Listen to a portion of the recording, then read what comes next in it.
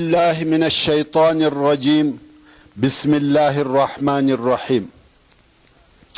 إن الحمد لله نحمده ونستعينه ونستغفره ونعوذ بالله من شرور أنفسنا وسيئات أعمالنا. من يهده الله فلا مضل له ومن يضلل فلا هادي له، وأشهد أن لا إله إلا الله وحده لا شريك له، وأشهد أن محمدا عبده ورسوله صلى الله عليه وآله وأصحابه وسلم تسليما كثيرا. أما بعد، د سرور کائنات ژوند پنځمه پته. السلام علیکم ورحمت الله وبرکاته. محترم ورونو، په تیره څلرمه پته کې موږ هغه بیان کاوه چې تر رسول الله صلی الله علیه و آله وسلم د مخه او یا د رسول الله صلی الله علیه و آله وسلم تر بعثت د مخه په جزیرة العرب کې نور خلق هم موجود و چې د الله جل جلاله پر وحدانیت او یووالی عقیده درلوده، مګر د دې خلقو شمیر او عدد ډیر لږ و چې الله جل جلاله هدایت ورته کړی و. د دغه لږ خلقو څخه یو زید ابن عمرو ابن نفیل و، بل عثمان ابن حارث او بل ورقه ابن نوفل و. دغه درې نفره د بوتانو د عبادت څخه بیزاره او بد یې ځینې راتله. د مشرکانو د کارو څخه په تنګ وه چې دا هم تر بعثت د مخه وه. نو دغه درې نفره سره کښېنستل او مشوره یې وکړه. ویل دغه د بوتانو عبادت خو عبث او بیهوده غلط او باطل کار دی. موږ باید د صحیح او حق دین پوښتنه او معلومات وکړو او په اتفاق سره دې خوا او ها خوا ته ګرځي. د لوی عالم پوښتنه کوي چې هغه و دوی ته حق دین او سمه لار وروښيي. چې د دغه حق په تلاش کې عثمان او ورقه ابن نوفل نصارا سوه، مګر زید ابن عمرو بیا هم ګرځي، غواړي چې پوره اطمینان حاصل کړي. خلقو یو نفر وروښاوه چې دغه نفر لوی عالم دی او هغه عالم یهودي و. زید ابن عمرو و هغه ته ورغلی او ویل ستا د دین بیان راته وکړه چې څنګه دین دې دی. هغه هم د خپل دین یهودیت په باره کې معلومات ورکړه. د یهودیت عقاید او احکام یې ورته بیان کړه. زید ورته ویل دغه دین حق او الهي دین دی؟ هغه ویل هو، دا هغه حق دین دی. نو زید ابن عمرو ورته وویل زه څنګه یهودي کېدلی سم؟ عالم ویل تر څو چې د الله جل جلاله یو څه غضب در باندې ونسي ته نسې یهودي کېدلی، ځکه الله عز وجل پر یهودو په غضب سوی دی. نو که ته غواړې چې یهودي سې د الله جل جلاله غضب به قبلوې، بیا نو یهودي کېدلی سې. زید ویل زما تیښته د الله جل جلاله د قهر او غضب څخه ده. زه د هغه رضا غواړم او ته مې د الله په غضب اخته کوې؟ یا زه تر دې دین تېر یم، مګر بل څوک یا بله لار راوښیه. عالم ویل بل شی نه دی را معلوم مګر دا چې حنیف سې. زید ویل حنیف څه شي دی؟ عالم ویل هغه دا چې موحد اوسې. زید ویل موحد څه شي دی؟ عالم ویل د ابراهیم علیه السلام دین حنیف او د توحید دین دی. زید ویل د ابراهیم علیه السلام دین څنګه دین دی؟ یهودي ویل هغه دین نه دی را معلوم، خو یو پخوانی آسمانی دین دی چې اوس بالکل د بینه تللی دی. عالمان یې ټول مړه سوي دي، اوس د هغه دین احکام چاته نه دي معلوم. فقط دونه خبر یم چې الهي او د توحید دین دی، خو احکام او تفصیل یې نه دي را معلوم. زید ویل چې دا هم نه دي در معلوم، نو یو بل دین را وښیه. عالم ویل زه تر دغه زیات نه پوهیږم، ته و فلاني نفر ته ورسه، هغه هم لوی عالم دی. زید رهیسو و هغه نفر ته ورغلی او ویل ما ته حق دین را وښیه. هغه ویل دغه د مسیح علیه السلام دین حق دین دی او د دین عقاید او احکام یې ورته بیان کړه. څرنګه چې دا عالم نصراني و د نصرانیت دین یې ور وښوی. زید ویل زه څنګه نصراني کېدلی سم؟ عالم ورته ویل ته بې له ضلالته نسې نصراني کېدلی، ځکه نصارا ګمراه سوي دي. که ته غواړې چې نصراني سې یو څه ضلالت به قبلوې او بیا حساب پر الله دی. زید ویل زه د ګمراهۍ او ضلالته تښتم او ته مې ګمراهۍ ته ورکشوې، زه مستقیمه او ثابته لار غواړم. عالم ویل زموږ دین دغه دی، نور ته اختیار لرې. ورونو په سورة الفاتحه کې الله جل جلاله فرمایي غیر المغضوب علیهم ولا الضالین، یعنی الهی ما ته د هغو کسانو لار مه راښیې چې پر دوی غضب سوی دی چې یهود دي، او د ګمراهانو لار مه راښیې چې نصارا دي. بیرته به خپلې قصې ته راسو. نو زید ویل ښه یوه بله لار او حق دین راوښیه. راهب ویل بله لار او حق دین نه دی را معلوم مګر حنیف سه. زید ویل حنیف څه شي دی؟ راهب ویل هغه د ابراهیم علیه السلام دین دی، آسمانی او د توحید دین دی، مګر څرنګه چې د هغه دین عالمان مړه سوي دي چاته یې د احکامو صحیح معلومات نسته. زید ویل بې له دغه څخه بل دین راوښیه. عالم ویل نور نو د صحیح دین معلومات راته نسته، نور ټول ادیان منحرف او خطا دي. زید ابن عمرو حریان پاته سو چې څه وکړي او بیرته مکې مکرمې ته رهي سو او پر لارې د ځان سره وایي الهي ته شاهد یې چې زه د ابراهیم علیه السلام پر دین یم، زه حنیف یم، ټول راته وایي چې دا دین حق دی.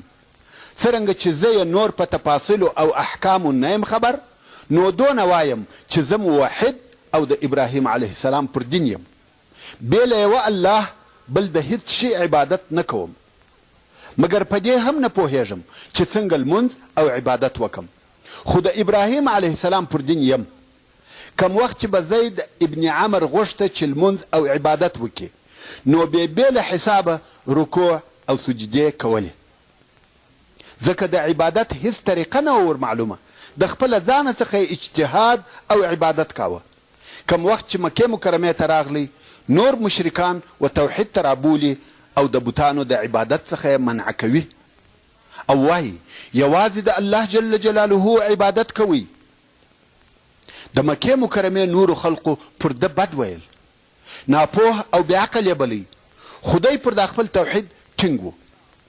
رسول الله صلی الله علیه و آله وسلم فرمایي زید ابن عمرو ابن نفیل مې ولیدی چې و کعبې شریفې ته یې تکیه کړې وه، خلقو چې به طواف کاوه او د شرک تلبیه به ویل، هغو به ویل لبیک اللهم لبیک لا شریک لک لبیک ان الحمد والنعمة لك والملك لا شریک لک. پر دغه ځای به زید پر نارې کړه بس نور مه وایه، مګر هغو به دا الفاظ پر زیاتول الا شریکا هو لک تملکه وما ملک، چې دغه الفاظ یې د شرک دی، مګر زید دوی د شرک د تلبیې د ویلو څخه منع کول. او بل دا چې زید نور مشرکان د مړه سوي حیوان د غوښو د خوړلو څخه منع کول، ویل هغه حیوان چې په خپله مړ سوی وي غوښه یې مه خوري، او مشرکان یې د بوتانو د تقرب یا نږدېوالي دپاره د حیواناتو د حلالولو څخه منع کول. یعنی کفارو چې به کم حیوانات د بوتانو پر نامه حلالول او دا یې عقیده وه چې دغه قرباني موږ و دغه بوتانو ته ورنږدې کوي، زید ابن عمر د دغه کاره څخه منع کول او ویل به چې حیوانات د بوتانو پر نامه مه حلالوي. خلقو چې به پوښتنه ځینې وکړه چې د تقرب دپاره د حیواناتو حلالول ولې منع کوې، ده به ویل حیوانات الله پیدا کړي دي او تاسې بل چاته یا د بل چا پر نامه حلالوي، عقل دا نه قبلوي. ورونو د دغسې کارو غلطیا په عقل سره هم ثابتیږي. حیوانات الله جل جلاله خلق کړي دي، خالق او رازق یې الله دی، او مشرکانو به د بت پر نامه یا و هغو ته د نزدېکت دپاره حلالول. مقصد دا چې زید ابن عمر د شرک د بدو او ناوړو کارو څخه منع کول. او دغه زید ابن عمر تر بعثت 15 کاله د مخه وفات سو رحمت الله تعالی علیه. د رسول الله صلی الله علیه و آله وسلم سره لیدلی دي، صحبت یې ورسره کړی دی، مګر د رسول الله صلی الله علیه و آله وسلم د بعثت او رسالت وخت یې نه دی نیولی. رسول الله صلی الله علیه و آله وسلم د دغه زید ابن عمر په باره کې فرمایي یبعث یوم القیامة امة وحده، یعنی دغه زید به د قیامت په ورځ یوازې د یو امت را پاڅول کیږي، نور خلق په مجموعي شکل سره امتونه وي. دا د ابراهیم علیه السلام امت دی، دا د موسی علیه السلام امت دی، دا د عیسی علیه السلام امت دی.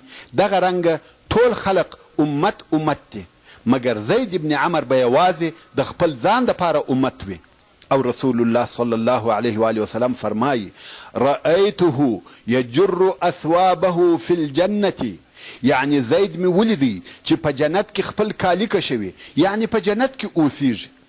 دغه زید بیل نبی بیل رسوله په خپل عقل او کوشش و هدایت او سمیلاري ته ورسېدی. دا د ورقه ابن نوفل د نصرانیت قصه وه او د زید ابن عمر د توحید قصه وه. او په جزیرة العرب کې د موحدینو څخه یو بل نفر و چې قس ابن ساعده نومېدی. دغه قس د ډېر عمر سړی و. ځینې مورخین د ده په عمر کې مبالغه کوي، وایي عمر یې 600 کلو ته ورسېدی. خو زموږ مقصد یې عمر نه دی، بلکې دا مو مقصد دی چې قس د هغو خلقو څخه و چې دی په خپله پر توحید و او هم یې نور خلق و توحید ته رابلل، او پس له مرګه یې پر راژوندي کېدو ایمان درلودی، پر بوتانو یې بد ویل او خلق یې دغه خپلې د توحید عقیدې ته رابلل. څرنګه چې قریشو د ده دغه د توحید عقیده نه قبلولی سوای او نه زغملی سوای، نو قس یې د مکې مکرمې څخه ویستی، فرار یې کړي. نو ده په دشت او صحرا کې ژوند کاوه. څرنګه چې دی پوه، هوښیار او حکیم سړی و، نو خلق به هلته د ده د ملاقات او مشورو دپاره ورتله. حتی دی په وعظو او نصیحتو کې هم یو نثر لري. او د ده په حکمتو به عربو مثالونه تیرول. د قصد د حکمتو څخه یو څه داسې دي. دی وایي من عاش مات ومن مات فات وكل ما هو آت. او بیا وایي ایها الناس استمعوا وعوا ان في السماء لخبرا وان في الارض لعبرا بحر يفور ونجوم تغور وسقف مرفوع ومهاد موضوع. او داسې نور حکمتونه لري. او دی چې هلته په غرو او دشتو کې یوازې اوسېدی، وحشي او څیرونکو حیواناتو الفت ورسره نیولی و او ژوند یې ورسره کاوه. حتی یو نفر وایي زه یو وخت وقس ابن ساعده ته د مشورې دپاره ورغلم. دی د اوبو د حوض پر غاړه ناست و او دغه حوض ته د اوبو د چښلو دپاره زمریان هم راتله، خو یوه به د اوبو په چښلو کې تر هغه بل ځان د مخه کاوه. قس به هغه په لکړه ووهه او ورته ویل به صبر وکړه چې ملګری دې اوبه وڅښي. او دغه قس هم تر بعثت د مخه وفات سو. مقصد دا چې په جزیرة العرب کې د مخه هم ډیر لږ نفر موحدین موجود و او خلق به توحید ته رابلل، مګر ویښ زړونه او اوریدونکي غوږونه نه وه چې د دوی آواز واوري، تر څو چې محمد صلی الله علیه و آله وسلم د الله جل جلاله د طرفه په رسالت سره اختیار کړه سو او خلقو ته آخري رسالت راوړي او د الله جل جلاله د طرفه وحی ورته نازل سوی. د مخه هغه نور موحدین موجود و، مګر اثر او نتیجه یا هیڅ نه وه یا خو ډیره کمه وه. خو د رسول الله صلی الله علیه و آله وسلم د رسالت اثر لوی او ابدي اثر و چې ټوله جزیرة العرب یې د شرک څخه خلاصه کړه او جهان یې د توحید په نور ډک کړي. د الله جل جلاله د طرفه ورسول الله صلی الله علیه و آله وسلم ته د سورة المدثر د اولو 7 آیاتو په نزول سره یو شمیر الهي امرونه صادر سوه چې دغه امرونه په ښکاره او ظاهره سره ډیر بسیط او آسانه اوامر دي، خو په حقیقت کې مقصد ډیر لوړ او اثر یې ډیر قوي دی. په دغه نازل سوو آیاتو کې اول یا ایها المدثر قم فانذر، د هر هغه چا انذار او بیرول مقصد دی چې د الله عز وجل د رضا او اوامرو څخه مخالفت کوي. هر هغه څوک چې په عالم کې موجود وي هغه باید د خپلو مخالفو اعمالو په بده نتیجه او جزا داسې وبیرول سي چې په زړه کې یې ریږد او وارخطایي پیدا سي. قم فانذر. دوهم وربک فکبر، د دې مقصد دا دی چې په مځکه کې د هیڅ چا دپاره کبریا او لویي نسته، د هیڅ چا دپاره کبریا او لویي نسي پاته، د هر متکبر او مغرور شان او شوکت مات سي. وربک فکبر. دریم وثيابك فطهر والرجز فهجر، مقصد دا چې هر څوک باید په خپل ظاهري او باطنی پاکی کې ډیر کوشش وکړي. خپل نفس باید د ګناهو د نجاست څخه تر داسې اندازې پاکي چې د نفس د الهي رحمت هدایت او نور قابل وګرځي او په بشري ټولنه کې یو مثال او نمونه سي. سالم زړونه وده ته میلان پیدا کی او ورجذب سي، او هغه مشکوک زړونه د ده په هیبت او فخامت ثابت او سالم وګرځي. څلورم ولا تمنن تستکثر، د دې څخه مقصد او هدف دا دی چې خپل کوشش او فعالیت ډیر عظیم ونه بولي، بلکې نور هم همیشه په جد او جهد کې وي. د یوه کار تر خلاصولو وروسته د بل پر شروع کولو اقدام کوي. د حق د ثابتولو دپاره ډیر جهد، ډیره تضحیه او قرباني شندي، او بیا هم دغه خپل کوششونه تر داسې اندازې هیروي لکه هیڅ چې یې نه وي کړي. او په آخرني آیات کې الله عز وجل فرمایي ولربک فاصبر، و دې ته اشاره ده چې د معاندینو د طرفه څخه به مخالفتونه، آزارونه، پسخندونه او سپکوالی ویني تر داسې اندازې چې ستا او ستا د اصحابو د وژلو کوششونه به کیږي، او غواړي به چې ټول هغه کسان چې پر تا راګرځېدلي دي نیست او نابود کړي. خو الله عز وجل ورته فرمایي چې پر دې ټولو به په پوره قوت او اطمینان، په ډاډ او ثبات صبر کوي. د خپل نفس د نفسانی خوندو او لذاتو څخه به د یوه لذت په طمع نه یې، بلکې د خپل رب د رضا په حاصلولو کې به کوشش کوي. الله اکبر. دغه امرونه په ظاهره څونه آسانه او بسیط وه. اوه آیاته، ډېر کوچني کوچني آیاتونه، مګر په عمل کې څونه عظیم او فخیم دي. په خپله په دغه آیاتو کې دعوت او تبلیغ سته. اول دا چې د انذار خپل مفهوم دا دی چې په دنیا کې داسې اعمال سته چې نتیجه یې بده او وکوونکي ته جزا ورکول کیږي. حال دا چې هر څوک په دې پوهیږي چې په دې دنیا کې د انسان د اعمالو جزا نسته، نو د انذار څخه مقصد داسو چې بیله د دنیا د ورځو څخه یوه بله داسې ورځ سته چې په هغه کې د اعمالو جزا ورکول کیږي، چې هغه د قیامت ورځ ده. او د دې څخه دا معلومه سوه چې بیله دغه دنیوي ژوند څخه یو بل ژوند هم سته. او دغه ټول تلاوت سوي آیاتونه د بندگانو څخه خالص او صریح توحید غواړي. د خپل نفس رضائیت، د نورو بندگانو رضائیت به ټوله د الله عز وجل تر رضائیت پورې پرېږدي، چې د دغو آیاتو نتیجه داسې ویلی سو: اول توحید، دوهم د قیامت پر ورځ ایمان، دریم د نفس پاکوالی چې د دغه پاکی دپاره دوه شی پکار دي، یو د ګناهو او فواحشو پرېښول، او بل د خیر او فضائلو اعمال ډیرول. څلورم ټول کارونه به د الله عز وجل د رضا دپاره وي.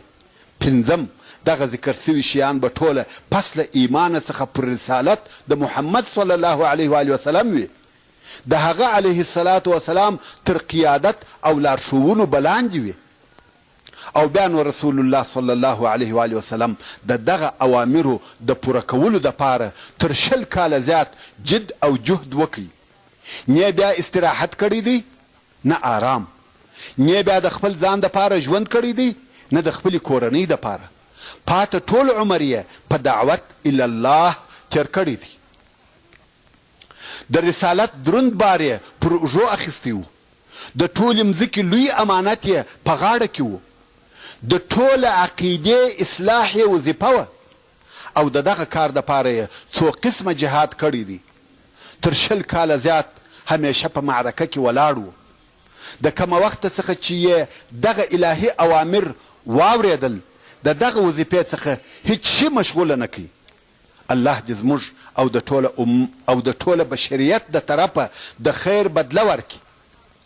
او دغه راتلونکی ټول بحث د رسول الله صلی الله علیه و آله وسلم د اوږده او د مشکلاتو څخه ډک جهاد نمونه ده، چې په دغه ټوله موده کې بیا رسول الله صلی الله علیه و آله وسلم نه آرام کړی دی نه استراحت. او خدیجه رضی الله تعالی عنها ته به ویل یا خدیجه د خوب او آرام، راحت او استراحت وخت تیر سو، د دعوت او جهاد وخت شروع سو. اوس نو موږ کولای سو چې د رسول الله صلی الله علیه و آله وسلم د دعوت موده و دوو زمانو ته وویشو، چې یوه یې د مکې مکرمې زمانه ده چې تقریبا 14 کاله یې په بر کې ونیول، او بله یې د مدینې منورې زمانه ده چې پوره 10 کاله یې دوام وکړي. او بیا دغه هره زمانه ځان ته مرحلې لري چې هره مرحله یې د هغه بلې څخه په خاصو خصوصیاتو فرق او امتیاز لري. نو په دغه اساس موږ کولای سو چې د مکې مکرمې زمانه و 3 مرحلو ته وویشو. اوله مرحله یې پټ دعوت و چې 3 کاله یې دوام وکړي، او دوهمه مرحله یې په اهل مکه کې ښکاره دعوت و چې د بعثت د 4 کال څخه شروع سو، او د بعثت د 10 کال تر اخره دوام وکړي. او درېیمه مرحله تر مکې مکرمې د باندې دعوت دی چې د بعثت د 10 کال د اخره څخه شروع سو، او بیا تر هجرته پورې دوام درلودی. خو د مدني دور مرحلې به بیا پر هغه خپل ځای د تفصیل سره درته بیان سي ان شاء الله تعالی. اوس به د مکې مکرمې دورې درته بیان کم. د مکې مکرمې اوله مرحله یا د سري دعوت 3 کلونه ورونو، دا معلومه خبره ده چې مکه مکرمه د عربو دینی مرکز و، او کعبه شریفه د ټولو عربو دپاره د دوی په باطل دین، په مقدسه بوتانو یا خدایانو ډکه وه. په دغه ځای کې د اصلاح و مقصد ته رسېدل نسبت و هغه لیرو ځایو ته مشکل او سخت کار و. دلته او په دغسې ځای کې و داسې فولادي عزم ته احتیاج او ضرورت و چې مشکلات او تکالیف تاثیر نسی پر کولای. او په داسې ځای کې هنر او حکمت دادی چې په ابتدایي مرحله کې دعوت پټ او سری وي. دا د دې دپاره چې و ټوله اهل مکې ته ناببره د یوه داسې کار ونه ویل سي چې د دوی هیجان او احساسات راوپاروي. نو د عقل تقاضا دا وه چې رسول الله صلی الله علیه و آله وسلم په شروع کې اسلام پر داسې چا عرض کې چې هغه د ده کورنۍ یا په ده پورې مشتي خلق وي، یا د ده علیه الصلاة والسلام اشنایان وي، او هر هغه څوک و اسلام ته راوبولي چې په هغو کې د خیر علامې موجودې وي، او داسې څوک دعوت کې چې دی صلی الله علیه و آله وسلم دوی پیژني، او دوی صلی الله علیه و آله وسلم پیژني. یعنی دته دا ور معلومه وي چې دغه خلق حق او خیر خوښوي، او هغو ته بیا دی صلی الله علیه و آله وسلم د صدق او اصلاح په صفت ور معلوم وي. او د هغو څخه بیا هغو کسانو د رسول الله صلی الله علیه و آله وسلم دعوت قبول کی چې و هغو ته د رسول الله صلی الله علیه و آله وسلم په عظمت د نفس په پاکي او د خبرو په صداقت کې هیڅ شک نه و چې هغه کسانو ته په اسلامي تاریخ کې د سابقین الاولین په نامه سره ویل کیږي چې د هغو ټولو په مقدمه کې 4 نفره دي. اول ام المؤمنین حضرت خدیجه بنت خویلد رضی الله تعالی عنها د رسول الله صلی الله علیه و آله وسلم وفادار زوجه. دوهم د رسول الله صلی الله علیه و آله وسلم آزاد کړه سوی مریی زید ابن ثابت ابن شرحبیل رضی الله تعالی عنه چې زید ابن محمد ورته ویل کېده. دریم د رسول الله صلی الله علیه و آله وسلم د اکازوی حضرت علی ابن ابي طالب رضی الله تعالی عنه چې کوچنی او هلک و. څلورم د رسول الله صلی الله علیه و آله وسلم خوږ صادقه او وفادار ملګری حضرت ابو بکر صدیق رضی الله تعالی عنه. دغه 4 نفرو د دعوت په اولو ورځو کې ایمان راوړي. اوس به دغه 4 نفره په تفصیل سره درته معرفي سي.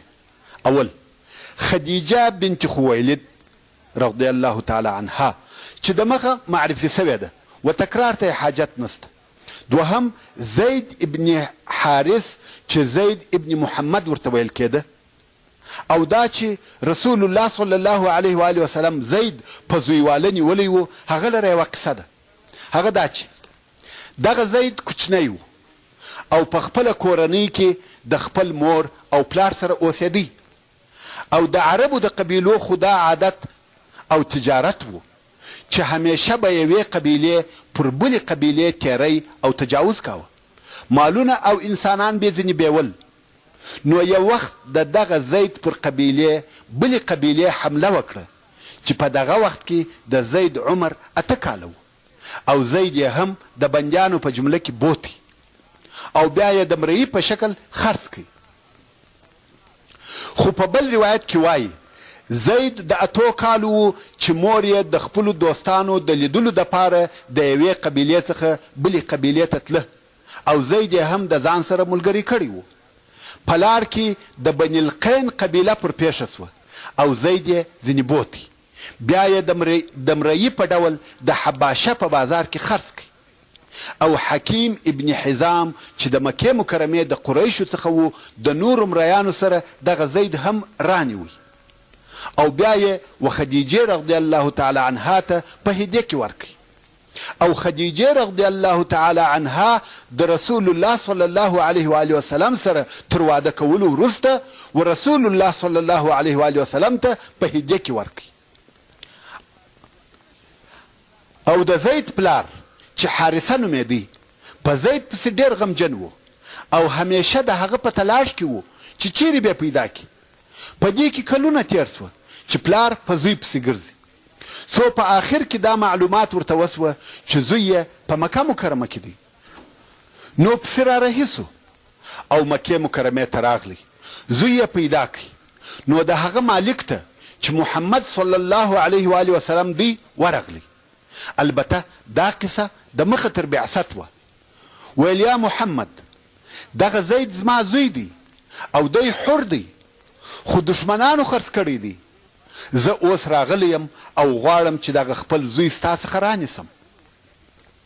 رسول الله صلی الله علیه و آله وسلم ورته وویل یا خرڅوم یې نه مګر یو کار به وکم هغه دا چې په خپله زید ته به اختیار ورکم که ستا سره ځي در سره ولاړ دي سي او زما د طرفه بې له قیمته آزاد دی او که زما سره پاتېږي پاته دي سي. د زید خوښه او اختیار دی.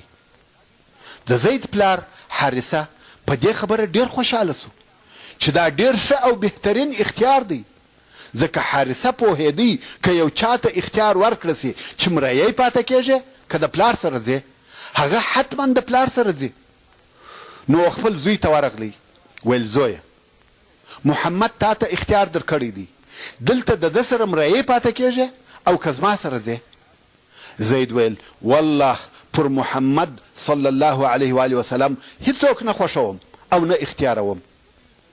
ورونو دا د مخه تر بعثت د رسول الله صلی الله علیه و آله وسلم اخلاق وه نو د دغه ځایه څخه د رسول الله صلی الله علیه و وسلم اخلاق او گزاره معلومیږي چې حتی د مرئي سره یې څنګه ښه ژوند او د محبت گزاره کول. او زید وویل والله زه ګمان نه کوم چې مور او پلار دې داسې ښه او د محبت ژوند را سره وکړي لکه محمد چې یې را سره کوي. تاسې دې رحمت، مهرباني او حسن معاشرت ته وګورئ چې خیر البشر صلی الله علیه و وسلم د مرئي سره کول، چې هغه مرئي دي دی صلی الله علیه و وسلم تر مور او پلار خوښ او اختیار کړي. او دا اخلاق د مخه تر دې وه چې وحی ورته نازل او جل جلاله طرفه رسي. نو ځکه به خلکو صادق الامین ورته ویل. او زید پر دې ټینګار کاوه چې د محمد صلی الله علیه و وسلم سره پاته کېږم. د زید پلار حارثه په تعجب کې سو چې دا څنګه کېدلی سي چې مالک دې تر پلار خوښ وي. بیا نو رسول الله صلی الله علیه و وسلم د دې دپاره چې د حارثه زړه مطمئن سي د قریشو په حضور دا اعلان وکړي چې زید آزاد او حر دی. او بیا یې دا اعلان وکړي چې زید پخوا په وختو کې په عربو کې داسې وه چې یو چا به پردی څوک خپل زوی وګرځاوه او هغه به په ټولو احکامو او معاملاتو کې داسې سو لکه د ده نسبي او واقعي زوی. یعنی په میراث کې، د نکاح په حراموالي کې او داسې نورو مسائلو کې به واقعي زوی او د فامیل جز وګرځېدی. نو تر دغه ورځې وروسته وزید ته زید ابن محمد ویل کېده، تر څو چې دغه زوی ګرځول چې په عربي کې تبني ورته وایي، یعنی د بل چا زوی د ځان زوی بلل په اسلام کې منع سوه. څرنګه چې پس له بعثته رسول الله صلی الله علیه و وسلم په دعوت او تبلیغ امر کړه سو، زید رسول الله صلی الله علیه و وسلم په کور کې و الله وسلم و اسلام ته دعوت کوي او هغه هم مسلمان سو. او دریم نفر چې هغه هم د رسول الله صلی الله علیه و وسلم علی طال الله تعالی عنه و او د رسول الله صلی الله علیه و وسلم په کور کې د حضرت علی رضی الله تعالی عنه د اوسېدلو سبب دا و چې ابو طالب ډیر غریب سو. او دا واقعه هم تر بعثت د مخه وه. ابو طالب دونه غریب او مسکین و چې د خپلو اولادو نفقه پر تکلیف وه، خپل اولادونه یې نسوای مړولی. نو رسول الله صلی الله علیه و وسلم و خپل اکا عباس رضی الله ته ورغلی او ویل ای ته د ابو طالب په غږ او مت خبر یې، حتی د خپلو اولادو خواړه او نفقه هم نه لري. که دې خوښه وي وربسو او موږ هر یو به د ده د اولادو څخه یو واخلو او زموږ سره به اوسیږي، د هغو کفالت به وکړو، یعنی خواړه او مصرف به پر خپل ځان کو. پر ابو طالب به دا غریبي یو څه سپکه سي. عباس رضی الله تعالی عنه ویل ډېر ښه فکر دی. نو د عبدالمطلب د کورنۍ څخه څو نفره سره یو ځای سوه او ابو طالب ته ورغله. ویل موږ دا سره جوړه کړې ده چې موږ به هر یو ستا د زامنو څخه یو اخلو او زموږ سره به وي. ابو طالب ویل که یو عقیل را پرېږدئ په نورو کې ستاسې خوښه ده. عقیل د ابو طالب مشر زوی و. ویل دا را پرېږدئ زما سره وي. دوی هم عقیل ورپرېوه او هر یوه د ابو طالب یو اولاد د ځانه سره بوتی. رسول الله صلی الله علیه و وسلم علی ابن ابي رضی الله عنه راوست، ځکه علی هغه هم پر رسول الله صلی الله علیه و وسلم ګران و. او حضرت علی رضی الله تعالی عنه د رسول الله صلی الله علیه و وسلم په کور کې تربیه سو او هیڅ وخت یې د بت عبادت یا و بت سجده نه ده کړې، ځکه دی د رسول الله صلی الله علیه و وسلم په کور کې لوی سو. او دا چې موږ وایو علی کرم الله وجهه، د هغه مقصد هم دا دی چې الله جل جلاله د ده مخ مکرم کړی دی. په څه سبب؟ که د انو د عفه ساتل دا د دغه جملې د ویلو سبب دی چې موږ د ده د نامه سره وایو کرم الله وجهه. نو علی رضی الله تعالی عنه هم مسلمان سو چې دا د رسول الله صلی الله علیه و وسلم د کورنۍ څخه دریم نفر دی.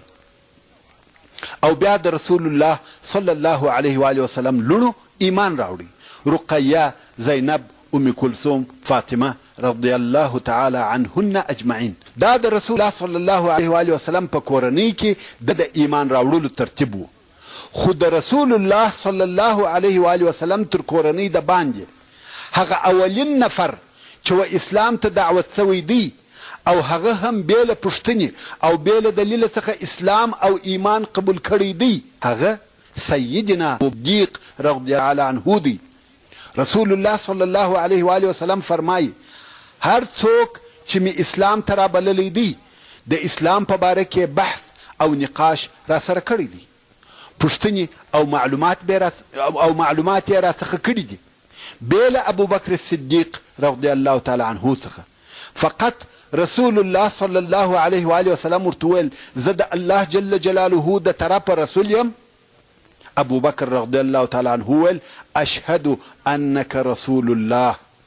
هدي ادا چې تر الله یې بیله نقاش بیله بحثه بیله پوښتنې چې کله او څنګه، او دا یې هم ونه پوښتل چې څنګه دین دی او د کومه راغلی دی. هیڅ پوښتنه یې هم ونه کړه. د اولې لحظې څخه صدیق و. دا ولې؟ ځکه ابوبکر صدیق رضی الله تعالی عنه رسول الله علم اخلاق، امانت او صداقت یې پوره ورته معلوم وه او پوهېدی چې دی صلی الله علیه و آله وسلم هیڅ کله مخالفه او داغ نه وایي. په دې څخه رضی تعالی عنه په اسلام مشرف سو. فورا یې په تبلیغ او دعوت شروع وکړه. څرنګه چې ابوبکر صدیق رضی الله تعالی عنه د الفت او محبت خاوند و، پوست او نرم سړی و، ښه اخلاق یې درلوده، نو د ده د قوم خلق به د ده د علم او تجارت او د ده د ښو اخلاقو په سبب ورته راتله او ده هم د هغو کسانو په دعوت شروع وکړه چې د ده همنشینه او مجلسیان وه. د ده رضی الله تعالی عنه په دعوت سره په اولو ورځو کې دغه کسان مسلمانان سوه: عثمان ابن عفان الاموي، زبیر ابن العوام الاسدي چې ځوان او د 14 کلو و، عبدالرحمن ابن عوف، سعد ابن ابي وقاص چې د رسول الله صلی الله علیه و آله وسلم د ماما زوی دی، طلحه ابن عبید الله. دا ټوله د حضرت ابوبکر صدیق رضی الله تعالی عنه د دعوت په واسطه مسلمانان سوي دي. دغه اته نفره د اسلام اوله ډله او د محمدي دعوت اول ګلان دي. دا کار د واقعي او صادقه مسلمان دی.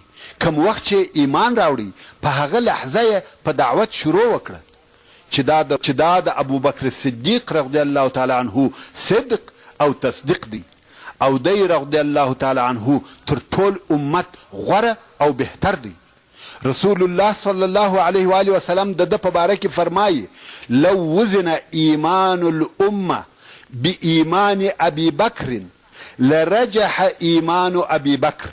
یعنی که د ابوبکر ایمان د ټول امت د ایمان سره وتلل سي د ابوبکر ایمان به پر دروند سي. او رسول الله صلی الله علیه و آله وسلم فرمایي والله ما وطئ الارض بعد الانبیاء خیر من ابي بکر. یعنی والله پس له انبیاو څخه تر ابوبکر ښه او بهتر پر مځکه نه دی ګرځېدلی. پس له انبیاو څخه ښه او بهترین د خلقو ابوبکر صدیق رضی الله تعالی عنه دی. ورونو دا د صدیق اکبر مقام او درجه ده او دا یې فداکاري وه چې د اسلام په شروع او ابتدا کې یې یوازې د دعوت دپاره دغه خدمت وکړي چې د 10 مبشرو څخه 5 نفرو د ده رضی الله تعالی عنه پر لاس ایمان راوړی دي او د هغو کسانو څخه چې په شروع کې په اسلام مشرفه سوي دي د ځینو نومونه په داسې ډول سره دي: بلال ابن رباح الحبشي، او د دې امت امین ابو عبیده عامر ابن الجراح، ابو سلمة ابن عبد الاسد، ارقم، عثمان ابن مزعون، او د ده 2 ورونه قدامه او عبد الله، عبیده ابن الحارث ابن المطلب، سعید ابن زید، او د ده ښځه فاطمه بنت الخطاب چې د عمر ابن الخطاب رضی الله تعالی عنه، خباب ابن الارت، عبد الله ابن مسعود، او ځینې نور خلق رضی الله تعالی عنهم اجمعین چې ودغو نفرو ته سابقون اولون ویل کیږي. دغه ذکر سوي خلق په پټه مسلمان سوي وه او رسول الله صلی الله علیه و آله وسلم به په پټه سره یو ځای کول او دین به ورشاوه. ځکه تر اوسه لا دعوت سري او فردي و او کم وخت چې به یوه د دغه مسلمانانو د عبادت کولو اراده وکړه نو به د مکې مکرمې په شیلو کې د قریشو د نظره او لیدلو څخه ځان پټ او غائب کړي. هلته به په پټه سره د خپل رب عبادت کاوه او بیا چې د دغه مسلمانانو شمیر و 10 نفرو ته ورسېدی چې په دې عدد کې نر او ښځې دواړه داخل وه، بیا نو رسول الله صلی الله علیه و آله وسلم د دوی د اجتماع او تعلیم دپاره د دوی څخه د یوه نفر کور اختیار کړي چې دا کور د ارقم ابن ابي الارقم و. ویل دلته به د تعلیم او ارشاد دپاره سره یو ځای کیږو او د سورة المدثر تر نزول وروسته پرلپسې وحی نازلېدې چې د دغه وخت نازل سوي آیاتونه د نفس پر پاکی او د ګناهو پر پرېښولو مشتمل وه. د اور او جنت بیان به پکښې موجود و. مؤمنان یې په داسې فضا کې تربیه کول چې د دغه موجوده ټولنې سره یې ډېر فرق درلودی. د دغه مرحلې دعوت که څه هم سري او فردي و خو بیا هم و قریشو ته ځینې اخبار رسېدل، خو د قریشو کومه پروا نه پکېده. امام غزالی رحمه الله وایي د اسلام او اسلامي دعوت ځینې معلومات و قریشو ته ورسېده خو سر یې نه په ګرځاوه. شاید دوی دا فکر کاوه چې محمد صلی الله علیه و آله وسلم هم یو د هغو کسانو څخه وي چې د مخه پیدا سوي وه چې په الوهیت او د الله جل جلاله په حقوقو کې یې خبرې کولې، لکه قس ابن ساعده او عمرو بن نفیل او داسې نور. خو بیا هم د رسول الله صلی الله علیه و آله وسلم د اخبار د نشرېدو څخه او د هغه د تاثیر څخه د قریشو په زړو کې بیره پیدا سوه او د ده صلی الله علیه و آله وسلم د دعوت مراقبت یې شروع کړي. پر دغه حال 3 کاله تیر سوه. بیا هم دعوت سري او فردي دی. په دغه موده کې د مسلمانانو یوه کوچنۍ ډله جوړه سوه چې د دوی په مابین کې مطلق د ورورګلوۍ او تعاون ژوند و او بیا وحی نازل سوې چې رسول الله صلی الله علیه و آله وسلم یې په دې سره مکلف کړي چې خپل قوم ته د اسلام اعلان وکړي او د دوی د باطل دین په مقابل کې ودرېږي او د دوی د بوتانو ماهیت او اهمیت بیان کړي. چې دا نو د مکې مکرمې 2مه دوره سوله چې په ښکاره سره دعوت کیږي. نو ورونو کم وخت چې د الله جل جلاله د طرفه د سورة الحجر 94 نمبر آیات نازل سو، کم چې الله عز وجل فرمایي فاصدع بما تؤمر واعرض عن المشرکین، یعنی ای محمد صلی الله علیه و آله وسلم ښکاره او په جهر که هغه شی چې ته په امر سوی او مخ واړوه د مشرکانو څخه، یعنی د دوی د خبرو او ویلو هیڅ پروا مه کوه. په ښکاره ډول سره خپل تبلیغ کوه، دوی په تا هیڅ نسي کولی. د دغه آیات په نزول د الله جل جلاله د طرفه رسول الله صلی الله علیه و آله وسلم امر کړی سو چې و اسلام ته دعوت عام که. یوازې دا نه چې خپل اقارب دوستان او هغه څوک چې ستا پر شاوخوا دي هغه و اسلام ته دعوت که، یا بلکې عام او ټول خلق و اسلام ته دعوت که. نو د دغې ورځې په سهار رسول الله صلی الله علیه و آله وسلم د ابي قبیس وغره ته وختي. ورونو د ابي قبیس غر هغه و کعبې شریفې ته تر ټولو نږدې غر دی، کوم چې اوس پر هغه غره قصر جوړ سوی دی او د صفا د غونډۍ سره مشتي غر دی. دغه غر و کعبې شریفې ته او د قریشو د ناستې وځایو ته ډېر نږدې و او هر څوک چې د کعبې شریفې و طرف ته وي د غره شا یعنی د غره هغه بل طرف نه ویني. نو رسول الله صلی الله علیه و آله وسلم دغه د ابي قبیس وغره ته وختي او په لوړ آواز یې نارې کړه وا صباحا وا صباحا، چې دا ناره د قریشو د خطر ناره وه. کم وخت چې به د دشمن لشکر پر راغلی او یا به بل عمومي خطر پیښ سو دغه ناره به کول. قریش د دغه نارې په اورېدلو سره پوه سوه چې خطر دی. پوښتنه یې وکړه چې ناره کوونکی څوک دی؟ ویل صادق الامین. خلقو په خپل مابین کې سره نارې کړه چې هلئ ژر سئ، صادق الامین درواغ نه وایي، خامخا یو خطر سته. نو ټول قریش د ابي قبیس د غره سره ورسول الله صلی الله علیه و آله وسلم ته راټول سو. رسول الله صلی الله علیه و آله وسلم ورته وویل که زه درته ووایم چې د دغه غره تر شا یو مسلح لښکر ولاړ دی او غواړي چې پر تاسې حمله وکړي، تاسې یې منئ؟ قریش وویل هو، موږ هېڅکله ستا څخه درواغ نه دي اورېدلي. نو رسول الله صلی الله علیه و آله وسلم ورته وویل زه تاسې د الله جل جلاله د هغه سخت عذاب څخه بیروم او زه و تاسې ته د الله جل جلاله د طرفه رسول یم. دلته نو د رسول الله صلی الله علیه و آله وسلم اکا چې نوم یې عبدالعزا و او لقب یې ابو لهب دی وویل تبا لک، تا لره دې هلاکت وي. د دغه دپاره دې موږ راوغوښتو، خپل کارونه مو پرېښول چې ستا دغه خبرې واورو. ابو لهب نورو خلقو ته ویل ځئ خپلو کارو ته مو ولاړ سئ. او خلق بیرته د رسول الله صلی الله علیه و آله وسلم څخه رهي سوه او لاړ. خلقو ته چا د بیرته تلو امر وکړي؟ د رسول الله صلی الله علیه و آله وسلم اکا ابو لهب. نو ځکه د ده په باره کې دغه آیاتونه نازل سوي دي تبت یدا ابي لهب وتب ما اغنى عنه ماله وما كسب سيصلى نارا ذات لهب وامرأته حمالة الحطب في جيدها حبل من مسد. دا خو ابو لهب و چې د اولې ورځې څخه خپل ټول عمر د اسلام په دشمنۍ کې تیر کړی دی. لطفا فتا واړوه.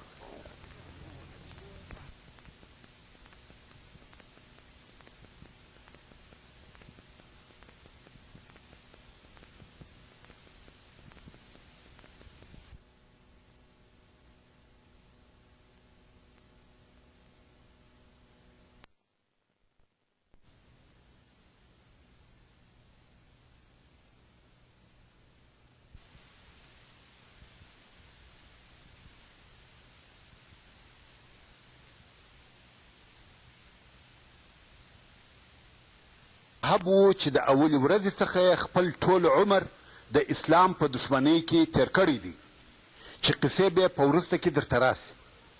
همدارنګه د ده ښځه چې ام جمیل ورته ویل کېده او د ابو سفیان ابن حرب خور وه د اسلام او رسول الله صلی الله علیه و آله وسلم سرسخته دشمنه وه. دې به همیشه زوزان لرونکي لرګي یا شاخلې راوړلې او د هغو زوزان به د رسول الله صلی الله علیه و آله وسلم په لار کې ایښول. کتل به چې رسول الله صلی الله علیه و آله وسلم پر کومه لار تیریږي په هغه لار کې به دغه زوزان کښېښول چې دغه زوزان د ده علیه الصلاة وسلام په مبارکو پښو ننوځي او آزار ورکړي. نو ځکه الله عز وجل وفرمایل وامرأته حمالة الحطب، یعنی د ده ښځه به د دوژخ د اور ولمبو ته په داسې حال کې ورننوځي چې د دوژخ دپاره به د لرګو د بار راوړونکې وي. فی جیدها حبل من مسد، او د دې په غاړه کې به د اور رسۍ وي. د دغه آیات شریف په ترجمه کې ډېر مفسرین وایي چې په دوژخ کې به د دې په غاړه کې د اور امیل یا غاړګۍ وي، ځکه دې یوه ډېره قیمت بها غاړګۍ یا امیل درلودی او دې به پلات او عزا سره قسم یاداوه چې زه دغه خپل امیل د محمد صلی الله علیه و آله وسلم په دشمنۍ کې مصرفوم. نو الله جل جلاله به د دغه عمل په عوض په دوژخ کې د اور امیل یا غاړګۍ ور په غاړه کې. او د دې بدبختي مرګ په ډېر عجبه شکل سره پیښ سو. هغه دا چې دې یو وخت د بوټو یا لرګیو بار را اخیستی و، پر لار یې ستړې سوه، نو یې دغه بار پر یوه لو ډبره کښېښاوه چې ځان هوسا کړي. تقدیري د بار رسۍ د دې په غاړه کې غوټه سوه او بار د ډبرې شاته ولوېدی. نو څه پېښه سوه؟ د ډبرې یوه طرف ته بار زړیږي او بل طرف ته دا، دواړه په یوه رسۍ تړلي دي او رسۍ د دې په غاړه کې غوټه ده تر څو چې نفس یې وخوت. دا د ابو لهب د ښځې مرګ و او د ابو لهب د مرګ قصه به په وروسته کې واورئ. او بیا د سورة الشعراء د 214 نمبر آیات په نازلېدلو سره چې الله جل جلاله فرمایي وانذر عشیرتک الاقربین، یعنی ای محمد صلی الله علیه و آله وسلم د الله جل جلاله د عذاب څخه ستا نږدې خپلوان وبېروه. نو رسول الله صلی الله علیه و آله وسلم بني هاشم، بني عبدالمطلب او خپل قریبان په خپل کور کې سره راټول کړه چې د مطلب ابن عبد مناف د اولادې څخه هم څو نفره پکښې موجود وه او د ټولو نفرو شمیر و 45 نفرو ته رسېدی. کم وخت چې رسول الله صلی الله علیه و آله وسلم د خبرو کولو اراده وکړه، د مخه تر دې چې رسول الله صلی الله علیه و آله وسلم خبرې شروع کړي، ابو لهب په خبرو شروع وکړه، ویل یا محمد که تا موږ د دې دپاره راټول کړي یو چې ستا د دین بیان راته وکړې، نو خبرې مه کوه، موږ یې نه اورو. او پوه سه چې ستا قوم د ټولو عربو طاقت او قوت نه لري. رسول الله صلی الله علیه و آله وسلم ولیده چې وخت او موقع د خبرو دپاره نه دي مناسب، نو چپ سو او څه یې ونه ویل. څو ورځې وروسته یې بیا خپل اقربا سره راټول کړه، مهماني یې ورته جوړه کړه. پس له عزته او احترامه، پس له خوړلو او چښلو، رسول الله صلی الله علیه و آله وسلم په خبرو شروع وکړه او ویې فرمایل الحمد لله احمده واستعينه واؤمن به واتوكل عليه واشهد ان لا اله الا الله وحده لا شريك له.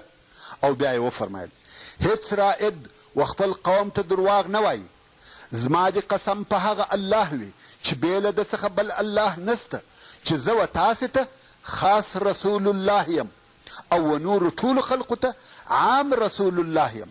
په والله تاسې داسې مرئ لکه چې بیدېږئ او بیا داسې راژوندي کېږئ لکه چې راویښېږئ، او ستاسې سره ستاسې د عملو حساب کېږي، او تر هغه وروسته یا ابدي جنت دی یا ابدي اور دی.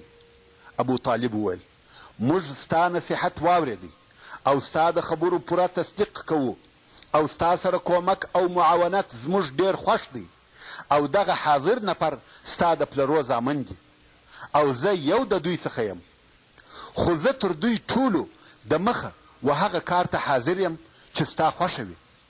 په هر څه چې امر کړه سوی یې پر هغه اقدام وکړه. په والله زه به همیشه ستا څخه دفاع کوم. خدا بیا بله خبره ده چې زما زړه دا نه خوښوي چې د عبدالمطلب دین پرېږدم. ابو لهب وویل والله دا بد کار دی، د مخه تر دې چې نور خلق یې منع کوي تاسې یې منع کوي. ابو طالب ویل یا والله تر څو چې ژوندي یو د ده دفاع به کوو.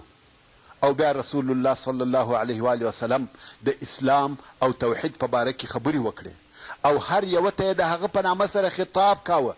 ویې فرمایل یا بني کعب ابن لؤی، چې دا عامه قبیله ده د قریشو، خپل ځانونه د اوره څخه خلاص کړئ. یا بني مره ابن کعب، چې دا بیا د هغو څخه یو شاخ دی، خپل ځانونه د اوره څخه خلاص کړئ. یا بني عبد الشمس، خپل ځانونه د اوره څخه خلاص کړئ. یا بني عبد مناف، خپل ځانونه د اوره څخه خلاص کړئ. یا بني عبدالمطلب، خپل ځانونه د اوره څخه خلاص کړئ. و هر یوه ته یې د هغه په نامه سره جلا جلا خطاب کاوه، حتی و عمګانو ته یې د هغو په نامه سره خطاب کاوه.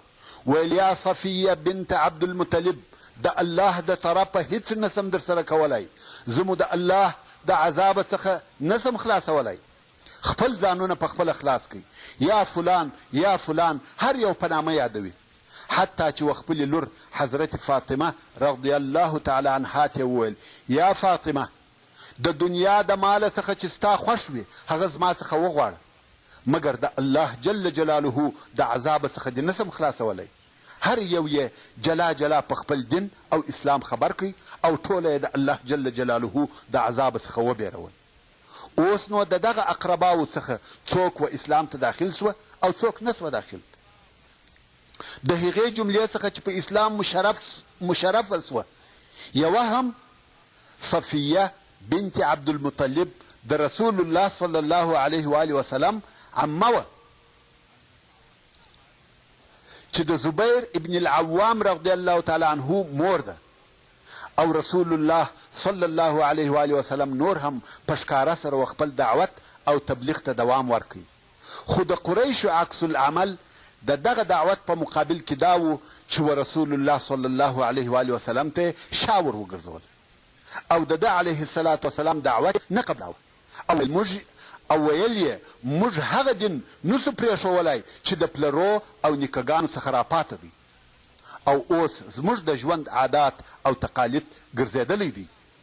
دلته نو رسول الله صلی الله علیه و وسلم ودې ته متوجه کړه چې تاسې باید خپل فکرونه او عقلونه د تقلید او متابعت د قید څخه آزاد کړئ، د عقل او منطق څخه کار واخلئ او ویل دغه بوتان چې تاسې د هغو عبادت کوئ نه ګټه درسولی سي نه ضرر، او دا چې ستاسې پلرو او نیکهګانو د هغو عبادت کاوه دا عذر نه دی، دا فقط روند تقلید دی.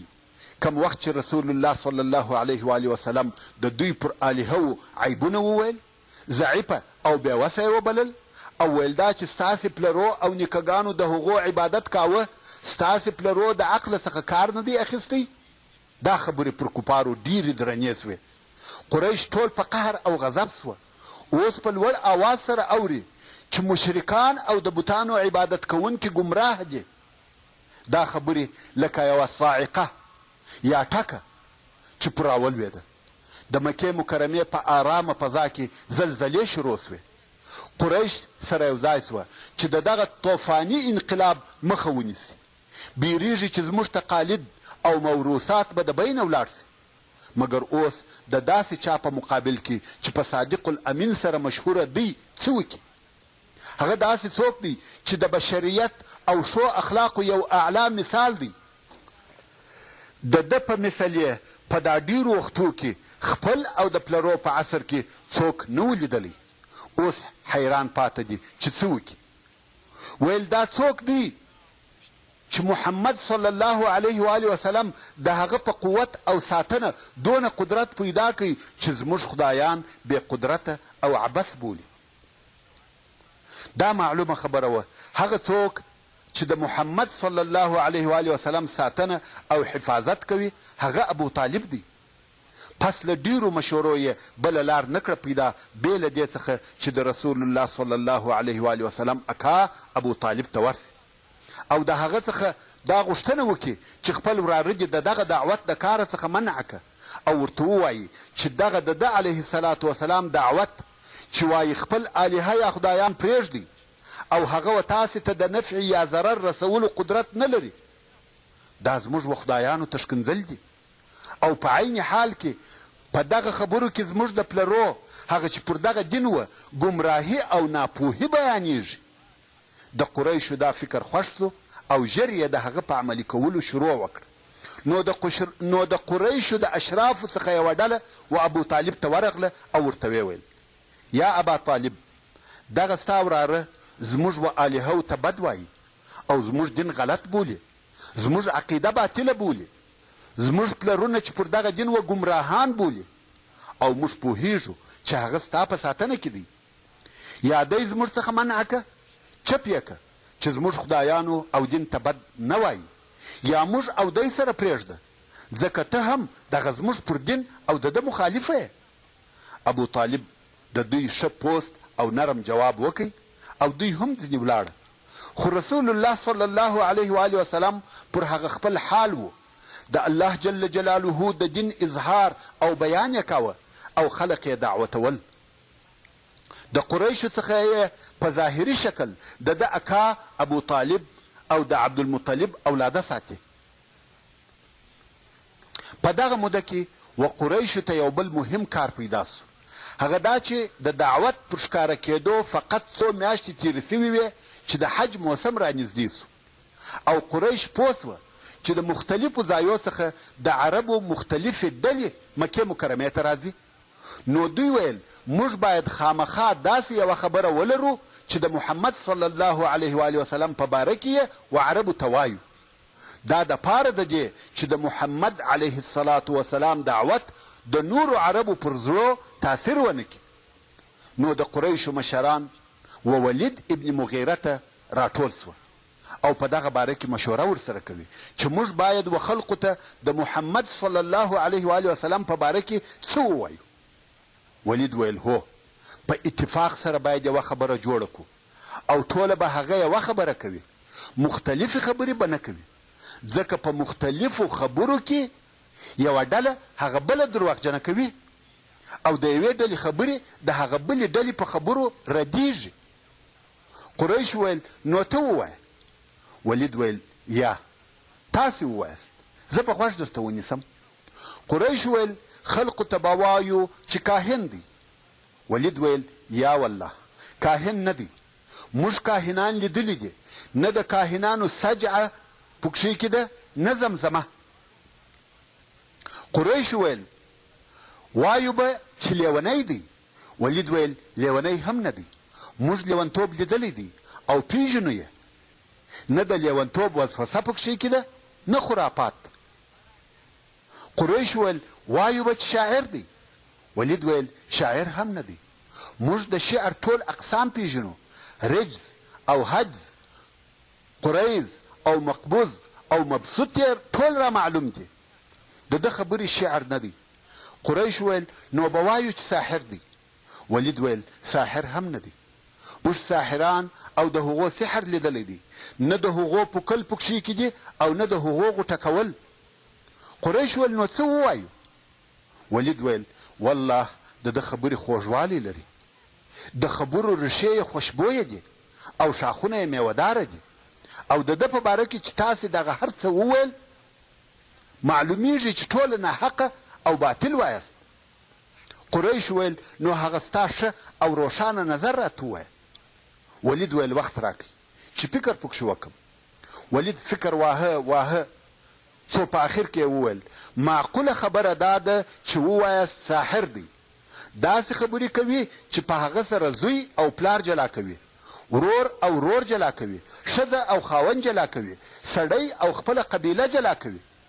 پس له هغه څخه چې د قریشو پر دغه خبره اتفاق او مصلحت سو، نو یې د هغه پر عملي کولو اقدام وکړي.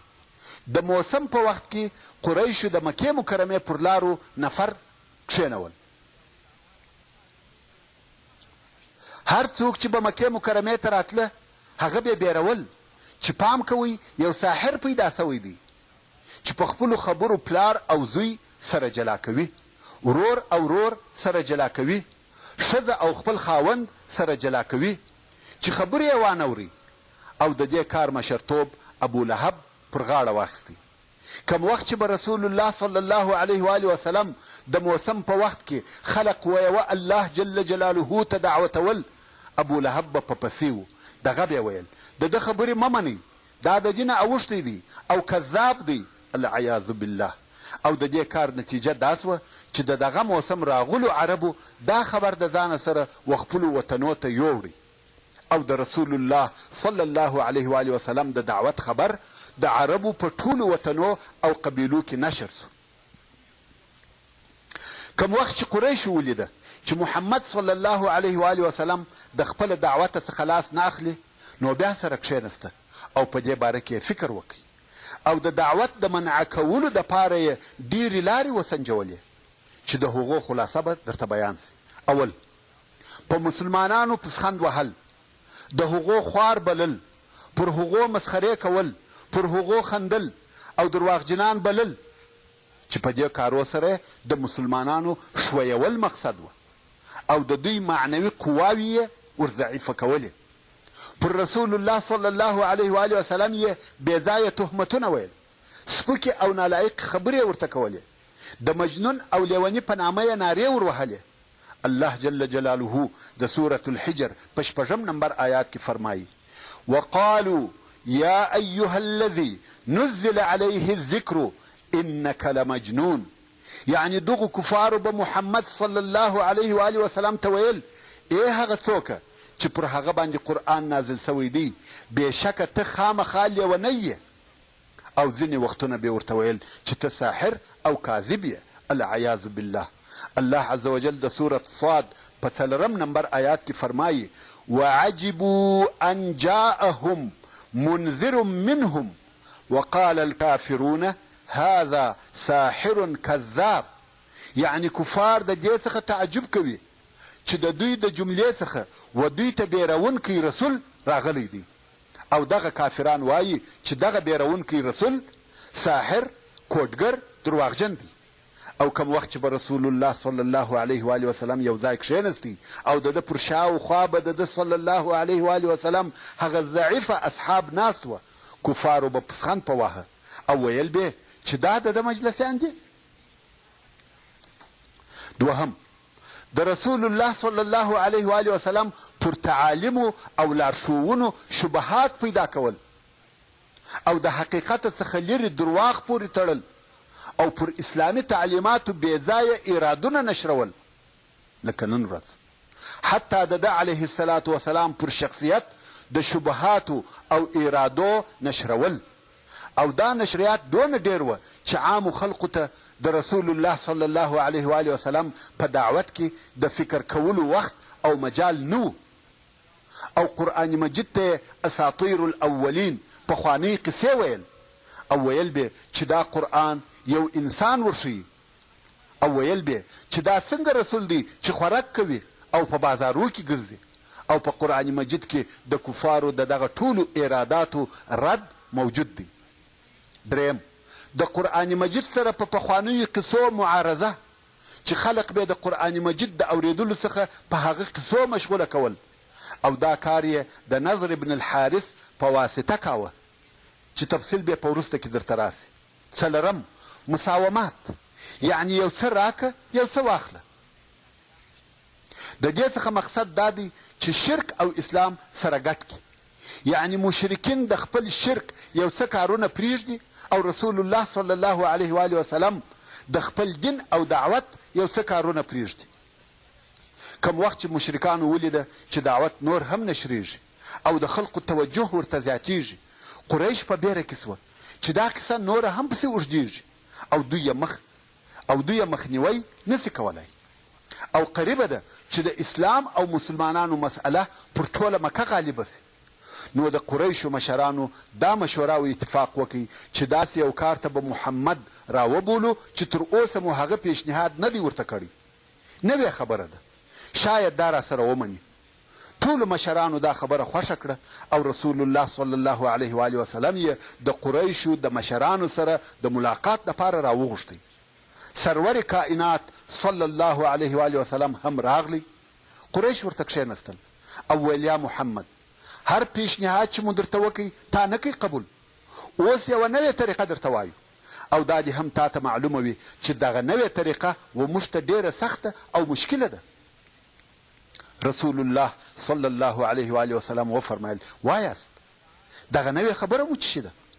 قریش وویل موږ وینو چې ته پر خپله خبره ټینګ یې، نو به یو بل اتفاق وکړو، هغه دا چې یوه ورځ ته زموږ د الهو عبادت کوه او یوه ورځ به موږ ستا د الله عبادت کوو، سره برابر به یو. یوه ورځ ته زموږ پر دین او یوه ورځ موږ ستا پر دین. رسول الله صلی الله علیه و آله وسلم وفرمایل دا د دین کار دی، دا اختیاري معامله نه ده، داسې نسي کېدلی. قریش ویل موږ به یوه هفته ستا د الله عبادت کوو او ته یوه ورځ زموږ د خدایانو عبادت کوه. بیا هم رسول الله صلی الله علیه و آله وسلم نه کړه قبوله. قریش ویل موږ به یو کال ستا د رب عبادت کوو او ته یوه ورځ زموږ د خدایانو عبادت کوه. رسول الله صلی الله علیه و آله وسلم بیا هم انکار وکړي، ویل دا څه بې معنا خبرې دي، دا لوبې او مسخرې دي. الهه یا خدایان داسې وي چې یوه ورځ یې تابع او بله ورځ یې منکره یاست. ابن اسحاق وایي رسول الله صلی الله علیه و آله وسلم پر کعبه شریفه طواف کاوه چې اسود ابن مطلب، ولید ابن مغیره، امیه ابن خلف، عاص ابن وائل چې دا ټوله د قریشو لوی مشران دي. ورسول الله صلی الله علیه و آله وسلم ته ودرېده او ویل یا محمد راسه موږ به د هغه چا عبادت کوو چې ته عبادت کوې او ته د هغه چا عبادت کوه چې موږ یې عبادت کوو. که ستا معبود زموږ تر معبود ښه او بهتر و موږ به هم په هغه کې خپله حصه اخیستې وي، او که زموږ معبود ستا تر معبود ښه او بهتر و تا به هم د هغه څخه خپله حصه اخیستې وي. الله جل جلاله د دوی په باره کې سورة الکافرون نازل کړي چې رب عز وجل فرمایي قل یا ایها الکافرون لا اعبد ما تعبدون ولا انتم عابدون ما اعبد ولا انا عابد ما عبدتم ولا انتم عابدون ما اعبد لكم دينكم ولي دين. الله عز وجل دغه د مشرکانو مساومات یا مفاوضات په دغه قاطعه او جازمه فیصله سره وررد کړه. خو دغه مساومات د یوه یا دوه وارو دپاره نه دي سوي، بلکې دا خبرې د مشرکانو د طرفه څو واره او تکرارا سوي دي، خو هر وار بې فایدې وي. دا امکان نه لري چې هلته د مشترک عبادت موجود وي چې هم د الله منم او هم د ډبرو بوتان. او د الله جل جلاله دا قول هم په دغه باره کې نازل سو چې فرمایي ودو لو تدهنو فیدهنون، یعنی که ته د دوی و طرف ته لږ ور واوړې دوی تیار او آماده دي چې ستا و طرف ته در واوړي. مګر یا دا د عقیدې مسله ده، په عقیده کې هیڅ نرمتیا او مراعت امکان نه لري. د عقیدې کار باید خامخا واضح صریح او ښکاره وي. د عقیدې په کار کې نرمي غوړمي د یو لحاظ او مراعت هیڅ نظر. د مشرکانو طرفه د آزارو شروع کېدل. اوس نو د بعثت د څلرم کال په شروع کې مشرکانو د دعوت چپولو منع کولو دغه ذکر سوي طریقې یوه پس له بلې عملي کولې. پر دې کار څو میاشتې تېرې سوې چې فقط دوی د خولې د خبرو څخه کار اخیستی، د مسلمانانو په ازارولو او عذاب ورکولو یې شروع نه وه کړې. خو دوی ولیده چې دغه طریقې د اسلامي دعوت په منع کولو او چپولو کې بې فایدې دي او هیڅ نتیجه نه ورکوي. نو د بل وار دپاره بیا د قریشو سرداران او مشران سره راټول سوه چې د دې مجلس او شورا د اعضاو شمیر 25 نفره و او د دې مجلس رئیس ابو لهب د رسول الله صلی الله علیه و وسلم اکاو. پس له ډېره فکر او پس له ډېرو مشورو دې مجلس د رسول الله صلی الله علیه و وسلم او د ده د اصحاب کرامو پر ضد ډېر جازم او قاطع تصامیم ونیول. ویل هر څوک به د اسلام او مسلمانانو سره طاقت استعمالوي، د محمد صلی الله علیه و وسلم په ازارولو کې به هیڅ دریغ او کوتاهي نه کوي، او هغه کسان چې و اسلام ته داخل سوي دي یا نوي داخلیږي و هغو ته به سخت عذابونه او تکلیفونه ورکول کیږي. دا مادې تصویب سوې او د هغو د عملي کولو دپاره تصمیمونه ونیول سوه. ښه نو ادمانان لق خاصتا ضعیفې طبقې سره د مقرراتو عملي کول اسانه کار، مګر رسول الله صلی الله علیه و وسلم چې د ډېر وقار او دبدبې خاوند دی، خوږ شخصیت یې دی، د دوستانو او دشمنانو په سترګو کې لوی او محترم دی. د داسې چا سره څوک بې له عزته او احترامه نسي مخامخ کېدلی. د داسې چا په مقابل کې بې ادبي او سپکې خبرې کول بې له رذل او بې شرفه خلقو نسي کول. او پلو سربیر محمد صلی الله علیه و وسلم د ابو طالب په ساتنه کې دی، او ابو طالب د مکې مکرمې د خاصو مشرانو څخه دی. هیڅوک د هغه یوه هګۍ ځان ته حلاله نسي بللی، او محمد صلی الله علیه و وسلم د هغه وراره دی. دغه کیفیت قریش په تردد کې واچول، مګر بیا هم تر کمه وخته د دغه دعوت په مقابل کې صبر وکړي چې د دوی دیني زعامت او مشرتوب، دنیوي صدارت او امریت یې په خطر کې اچولی دی. اوس نو د مشرکانو د طرفه د رسول الله صلی الله علیه و وسلم ازارونه شروع سوه چې د دغه ازارونکو مشري د ابو لهب پر غاړه وه. ابو لهب خو هغه څوک دی چې د رسول الله صلی الله علیه و وسلم سره د اولې ورځې څخه د مخه تر دې چې قریش د هغه د عداوت په باره کې فکر وکړي عداوت شروع کړی و. د صفا د غونډۍ د نارې دی و چې رسول صلی الله علیه و وسلم ته ناوړه جواب ووایه او خلقو ته یې د تللو امر وکړي. په ځینو روایاتو کې راغلي دي کم وخت چې رسول الله صلی الله علیه وسلم د صفا پر غونډۍ د خپل لان او ډبره واخیسته، غوښته یې چې په هغه سره رسول الله صلی الله علیه وسلم وولي. او د بني هاشم په مجلس کې ابو لهب و چې رسول الله صلی الله علیه وسلم یې د اسلام د دعوت او بیانولو څخه منع کړي. او ابو لهب تر بعثت د مخه د خپلو دوو زامنو دپاره چې عتبه او عتیبه نومېده د رسول الله صلی الله علیه وسلم دوې لوڼې رقیه او ام کلثوم په نکاح کړي وي. کم وخت چې رسول الله صلی الله علیه و آله وسلم په رسالت سره مبعوث کړه سو، ابو لهب خپل زامن د رسول الله صلی الله علیه و آله وسلم د لونو په طلاقولو سره جبرن او قهرن امر کړه تر څو چې هغو هم طلاق کړي. او کم وخت چې د رسول الله صلی الله علیه و آله وسلم دوهم زوی عبدالله وفات سو، ابو لهب په ځغستا و خپلو نورو ملګرو ته ورغلی او دا زیری یې پر کاوه چې محمد صلی الله علیه و آله وسلم ابتر یعنی بې زویه سو. او دا مو مخکې درته وویل د حج په موسم کې چې به رسول الله صلی الله علیه و آله وسلم نورې قبیلې و اسلام ته دعوتولې، ابو لهب به تر شا په پسې و. خلقو ته به یې ویل د ده خبرې مه منئ، دا د دینه اوښتی او درواغجن دی، العیاذ بالله. په یوه روایت کې راغلی دي چې یوازې پر دغه خبرو یې کفایت نه کاوه، بلکې رسول الله صلی الله علیه و آله وسلم به په ډبرو هم ویشتی څو چې د رسول الله صلی الله علیه وسلم توبه ویني. او د ابو لهب ښځه چې ام جمیل ورته ویل کېده او نوم یې اروا بنت حرب ابن امیه و او د ابو سفیان خور وه، د رسول الله صلی الله علیه و آله وسلم په دشمني کې تر خپل میړه ابو لهب نه وه کمه. د شپې بیا زوزان راوړه او د رسول الله صلی الله علیه و آله وسلم په لار او د کور په دروازه کې به ورته ایښول او د اوږدې ژوند وه. پر رسول الله علیه وسلم به تهمت او بې ځایه خبرې کولې، د فتنې و اور ته به پکه وهل. د رسول الله صلی الله علیه و آله وسلم پر ضد چې هر څه پر خوله ورتله هغه یې ویل. نو ځکه قرآن مجید دا د حمالة الحطب په نامه سره یاده کړې ده. کم وخت چې دې واورېده چې د دې او د دې د میړه په باره کې قرآن نازل سوی دی چې هغه د تب بدات دی، و رسول الله صلی الله علیه وسلم ته ورغله چې هغه د کعبې شریف سره ناست و او ابو بکر صدیق رضی الله تعالی عنه هم ورسره و او د دې په لاس کې یو موټ شګې هم ورسره وې. غواړي چې په دغه شګو رسول الله صلی الله علیه و آله وسلم وولي.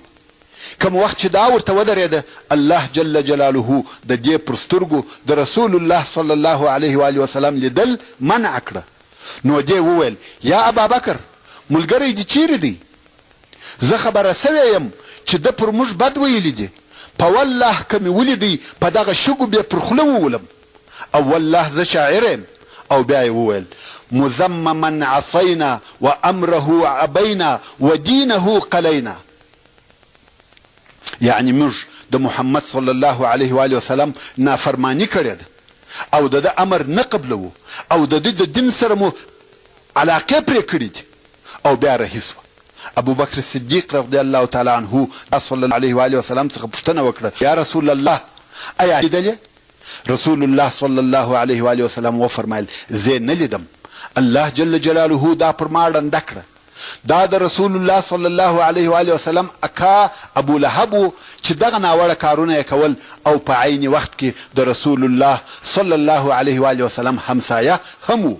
کور یې د رسول الله صلی الله علیه و آله وسلم د کور سره مشتی و.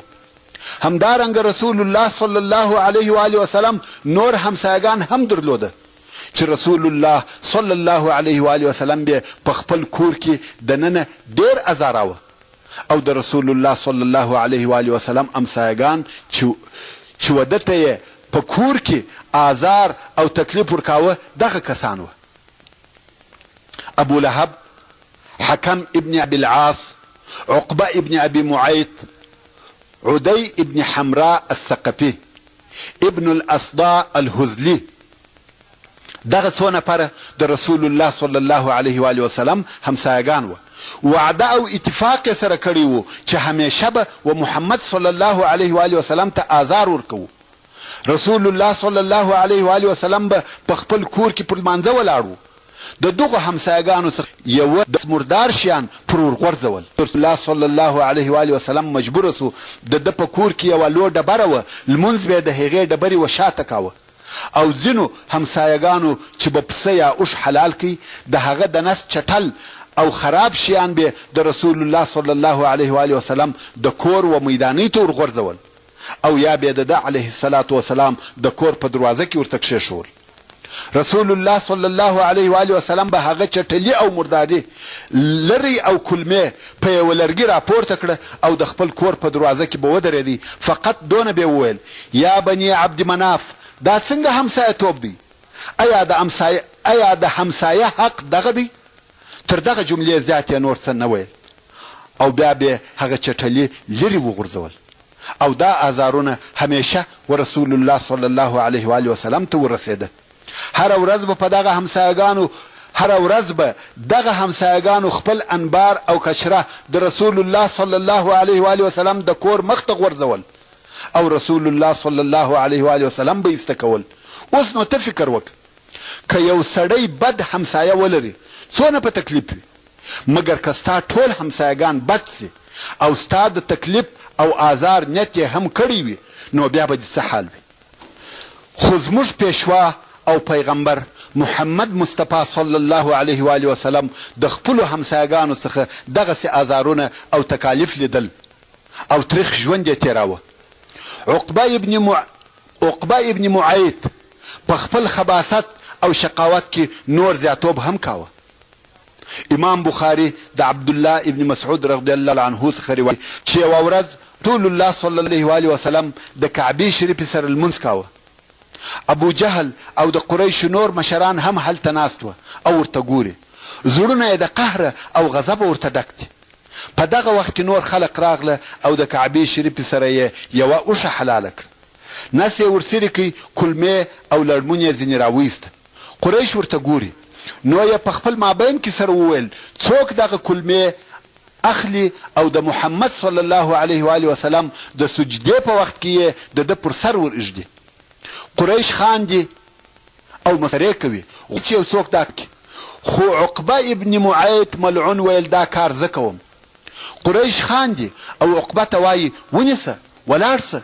یو د دې خوا بل د بلې خوا څو عقبه لعنت الله علیه ولاړ سو او هغه د اوښ مرداره کوم وخت الله صلی الله علیه و آله وسلم پر سجده سو د هغه پر سر یې ورکښېښول. ویني مرداري غوړزګي د رسول الله صلی الله علیه و آله وسلم پر مبارک سر پراته دي او د صلی الله علیه و آله وسلم و خپل رب ته سر پر سجده ایښی دي. عقبه ملعون بیرته د قریشو پر طرف وررهیسو او خاندي. شین د خندا کیږي. هغه نور قریش هم ورته ګوري او پر دغه خپل رذل او خبیث عمل خاندي. رسول الله صلی الله علیه و آله وسلم و خپل رب ته پر سجده دي او دغه چټل او غوړ شیان یې پر سر پراته دي او قریش خاندي. هغه څوک چې دغه قصې روایت کوي وایي قریشو دونه وخندل چې د ډیرې خندا څخه به پر یوه او بله خوا کږېدل او یوه به پر بل ځان تکیه کاوه. د ډیرې خندا څخه ځانونه نسوای تکیه کولی او دا خندا یې ټوله د رسول الله صلی الله علیه و آله وسلم پر دغه حالت وه او رسول الله صلی الله علیه و آله وسلم بې حرکته و خپل رب ته پر سجده سر ایښی دی او د سجدې څخه نه راپورته کیږي. څو د رسول الله صلی الله علیه و آله وسلم کوچنی لور حضرت فاطمه رضی الله عنها راغله او په ژړا یې دغه کلمې د رسول الله صلی الله علیه و آله وسلم د سره څخه ایسته کړې.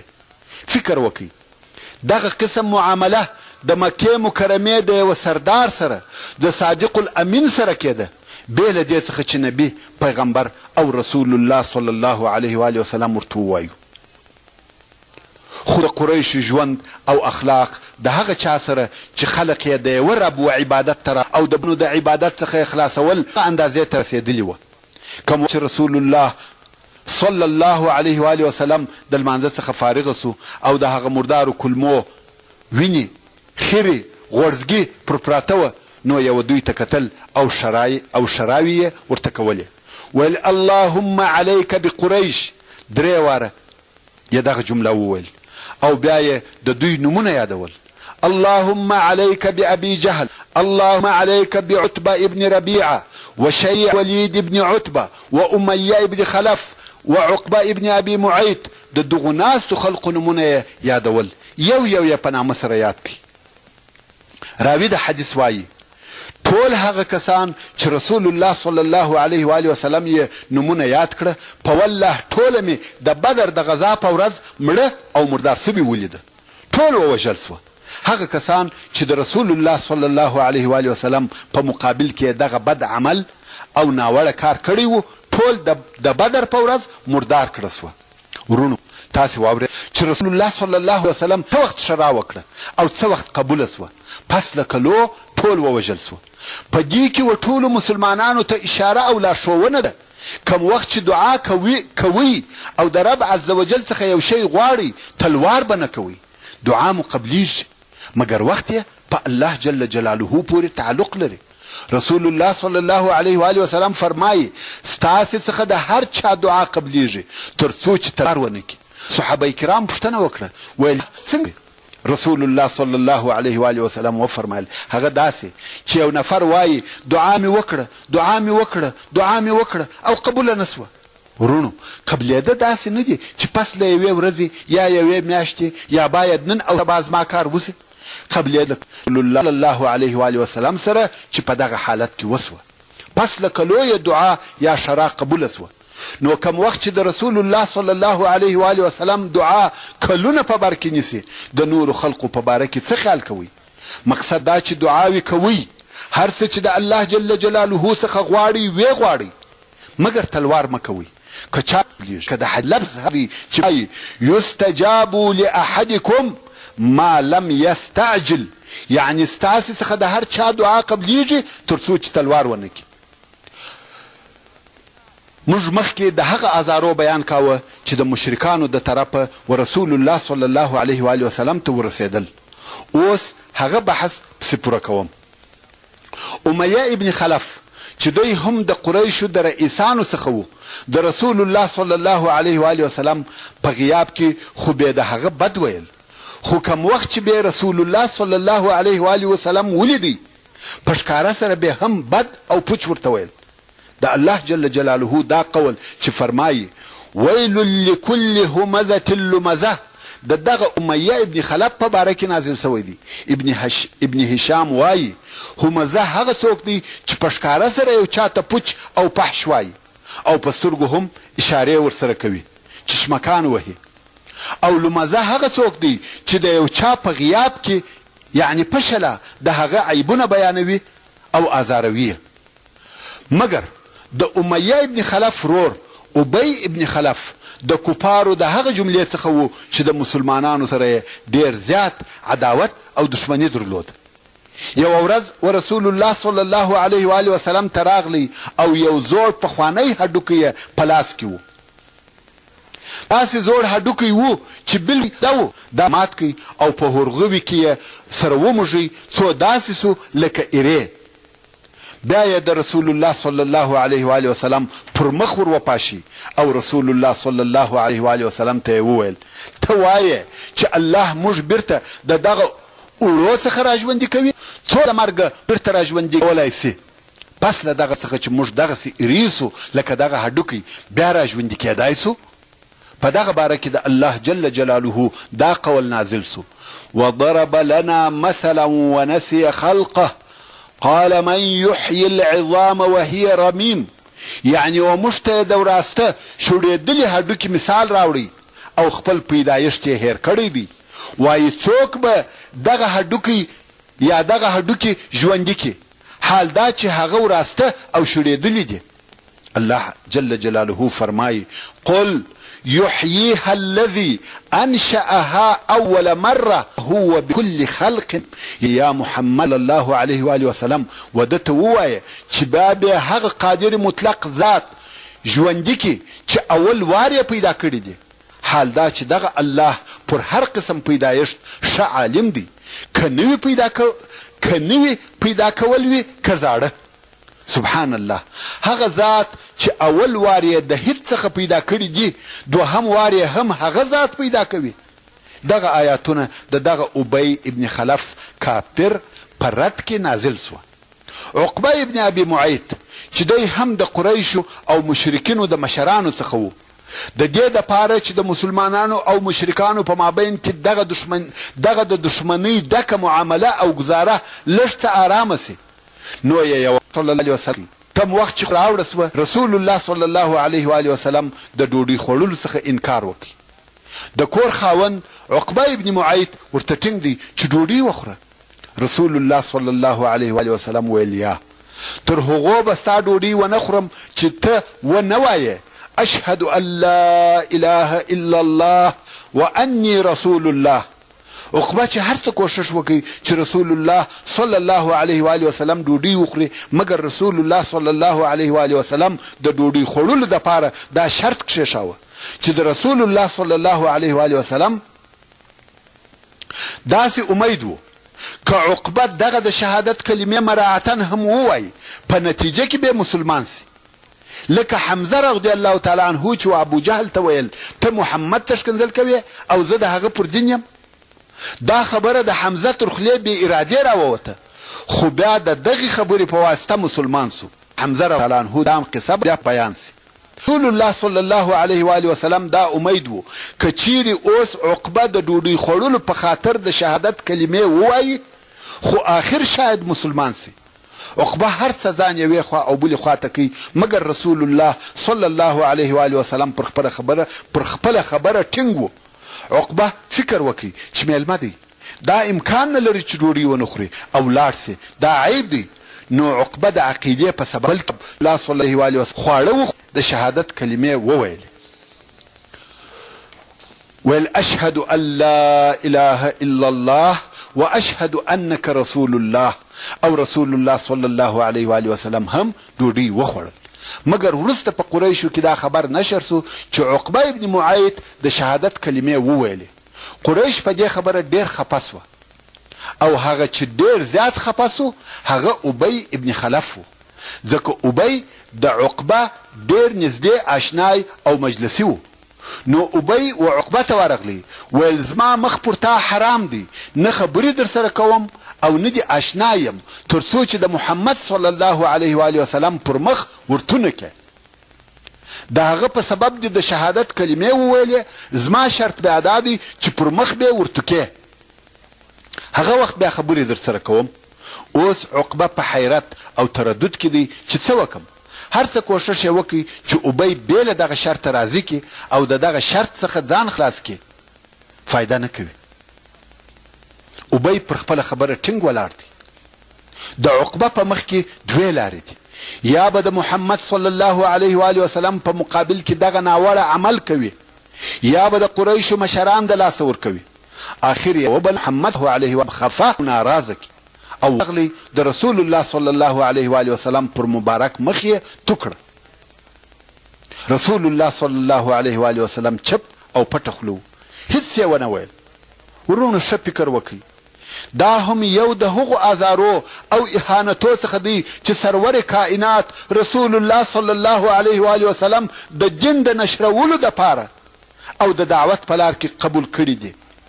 نو د دغه عقبه ابن ابي معیط او د هغه د ملګري ابی ابن خلف په باره کې محترم ورونو، څرنګه چې فتنه پای ته ورسېده اته پر کې شمه فتنه کوي ان شاء الله تعالى. وما توفيقي إلا بالله وهو السميع العليم. وصلى الله تعالى على خير خلقه محمد وآله وأصحابه وأهل بيته أجمعين. والسلام عليكم ورحمة الله وبركاته.